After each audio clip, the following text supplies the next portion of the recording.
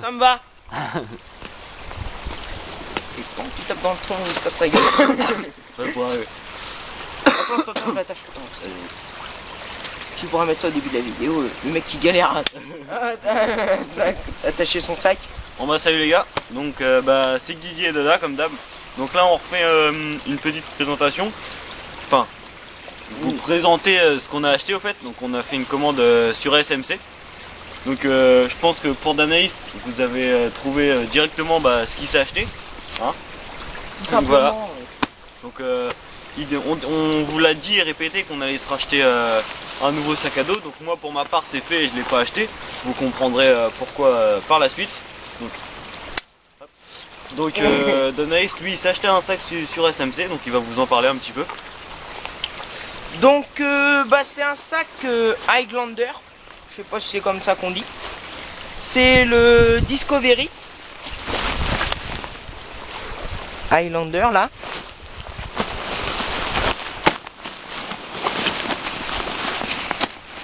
Discovery. Tu le montres juste, on ne fait pas une trop grosse présentation.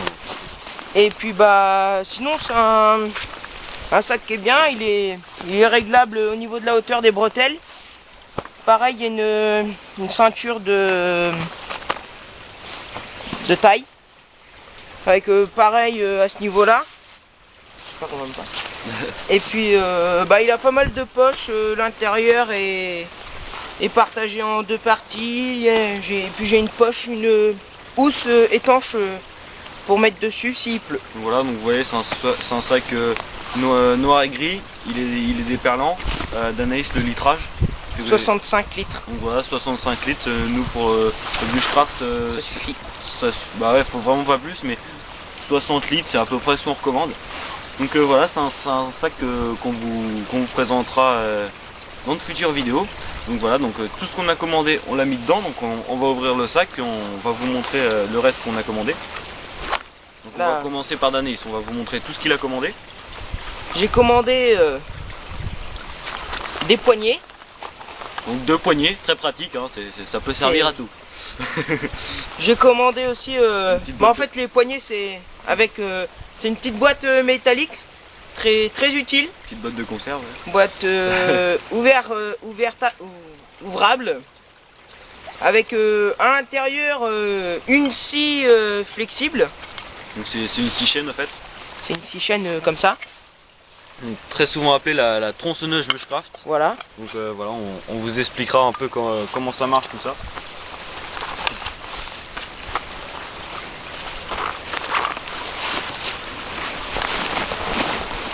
Ensuite, je vais prendre l'appareil pour qu'on voit un petit peu mieux. Hop.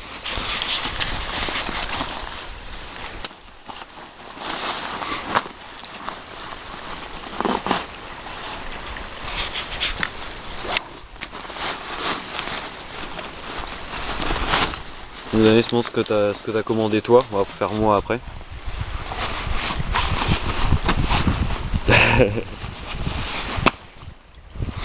un hamac filet, donc qui résiste à 200 kg. Ça m'étonnerait qu'on arrive à mettre 200 kg dedans, mais enfin c'est voilà. Déjà ça. Explique l'utilité de ce hamac, pourquoi tu l'as commandé. Et ce hamac c'est pour mettre des... Par exemple, souvent on met notre hamac pour dormir, et puis en dessus on met un hamac pour mettre les affaires au sec. On n'est pas obligé de mettre un hamac, mais bon, ouais, c'est quand même plus pratique. On met le hamac filet au-dessus de nous, ensuite on met le sac, les chaussures, nos vêtements au-dessus, avec le tarp encore une fois par-dessus, comme ça ils prennent pas la flotte, c'est bien pratique. Avec 2 mousquetons comme ça que j'ai acheté à part, donc à double ouverture. Des petits S-biners là, c'est bien pratique. Donc ça résiste à 11 kg. J'espère que ça suffira pour les sacs, normalement ça devrait aller. Hein. Ouais, puis on changera, mais bon, des petits mousquetons c'est toujours pratique.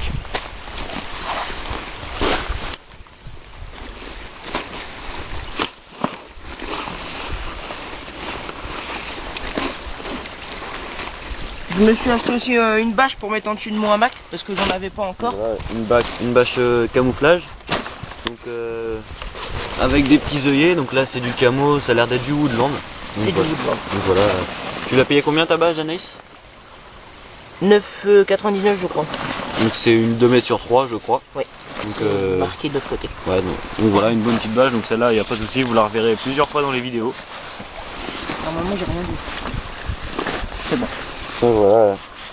Normalement c'est bon. Donc mon Mac et puis mon sac. Et bah ma scie chaîne qui est ramassée. Donc on va passer à ce que j'ai pris, donc je vais passer à l'appareil photo à d'analyse. Restez-vous.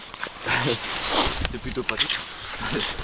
Donc alors moi ce que j'ai commandé, donc je vous l'ai dit, répéter et encore répéter. Donc voilà, une petite gamelle. Donc je vous disais que c'est très important d'avoir une popote en inox. Donc ils appellent ça la popote US inox. Donc ça vient des USA. Je pense.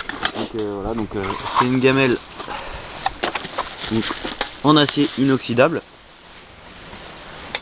On va pas faire une présentation spéciale pour la gamelle, hein. Voilà. C'est pas... On peut l'ouvrir comme ça. Donc cette partie là sert de poêle au fait. Donc cette partie là peut servir de double assiette et on peut également la mettre sur le feu, il n'y a pas de souci. Donc voilà pour ça. Ce que je me suis commandé d'autre aussi. Donc c'est une sacoche. Donc c'est pas une sacoche comme les autres. Donc c'est une sacoche banane qu'on peut fixer donc soit sur un sac grâce à des passes en molle ici. On passe en molle qui sont Voilà. là. Et on peut la fixer également sur nous grâce à la sangle. Donc voilà, elle se compose de 4 poches, donc 2 poches sur le côté, une poche devant et une poche centrale. Donc moi ce que je me suis commandé c'est également, comme d'Anaïs, un hamac filet pour mettre les affaires au-dessus de nous quand on dort. Donc voilà, comme vous expliqué. Également 2 petits mousquetons comme ça. C'est les mêmes. Voilà, c'est exactement les mêmes. Et aussi, donc ça pendant faut que je les retrouve. Je sais pas où il est. Voilà. Super, il se prend dedans. Donc, et aussi ça. Donc c'est un petit thermomètre. Donc que j'accrocherai sûrement sur une fermeture du sac. Comme ça, pendant la vidéo, on pourra vous indiquer la température qu'il fait au fait en degrés. Pour l'instant, il fait 20. On est le 23 janvier. C'est pas trop normal. Bon, en même temps, là, on vient juste de sortir de chez Danaïs, donc il faut le temps que ça descende. Mais ouais, on est bien au-dessus des températures habituelles de saison. Donc voilà, là, avec un petit truc. Donc c'est sur un site allemand, hein, donc voilà. C'est de l'allemand. Mais ouais, donc un petit truc comme ça bien sympa, comme ça on va pouvoir vous donner en temps réel la température qu'il fait lors de nos bivouacs.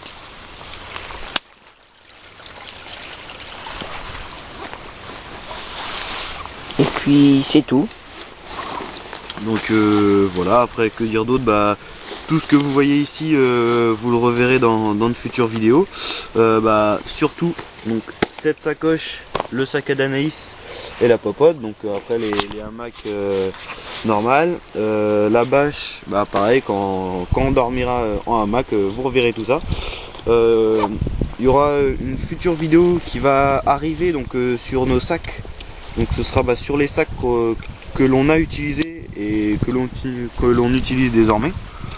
Donc voilà pour parler de ce qu'il faut utiliser. Après, je pense que c'est déjà pas mal. On commence à avoir pas mal d'abonnés, donc je pense qu'on fera un petit bivouac, donc spécial pour ça. Donc peut-être un petit jeu pour tout le monde ou un petit truc. On va voir ce qu'on va faire. On va essayer de faire une petite vidéo sympa. Et donc voilà, donc là ça fait quelques mois maintenant qu'on n'a pas fait de bivouac. Donc là on commence à être bien pressés tous les deux. On aurait aimé vous offrir un petit bivouac sous la neige. Ça va être un peu compliqué. Vous voyez de la neige vous? Moi pas en tout cas. Hein. On a eu une journée de neige et voilà, il n'y avait vraiment rien. Ah moi j'ai eu 3 cm quand même. Ah quand même. Là, moi j'avais fait une congère avec, mais bon, c'était pas... Non mais ouais, voilà, on aurait voulu vous offrir ce spectacle là, mais là ça fait 3 ans que la neige en Normandie, c'est plus trop ça. Elle hésite un peu. Ouais.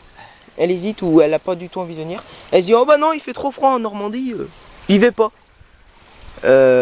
J'espère que l'année prochaine on aura plus de neige. Ah, j'espère également. Sinon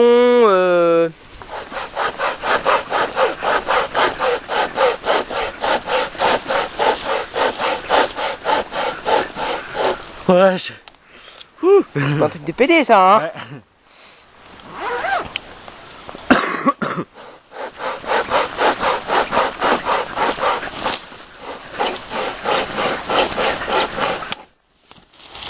J'ai cru que c'était la scie qui avait pété mon gars.